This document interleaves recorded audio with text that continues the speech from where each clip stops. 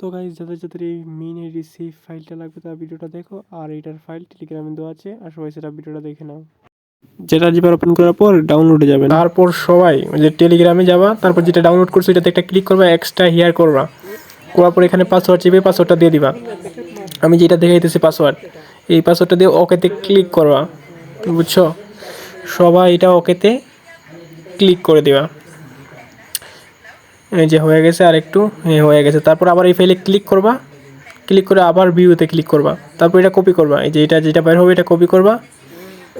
এটা কপি করার পর আবার টেলিগ্রামে একটা ক্লিক করবা, আবার ডিভাইস স্টোরে ক্লিক করবা, তারপর যে মিউ যেটা ওইটাতে একটা ক্লিক করবা, তারপর ব্যাকআপ এটা যাইবা, তারপর অল ব্যাকআপে যাইবা, তারপর এখানে পেস্ট করে দিবা।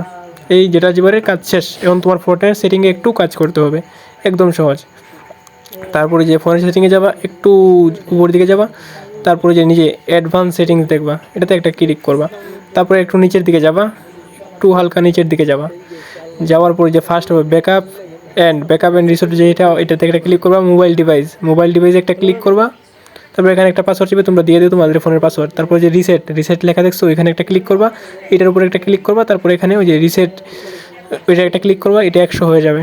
যে ফ্রি ফায়ার ম্যাক্স 100 এটা হয়ে গেলেই শেষ, এই যে এই সেট আপ শেষ। ওকে।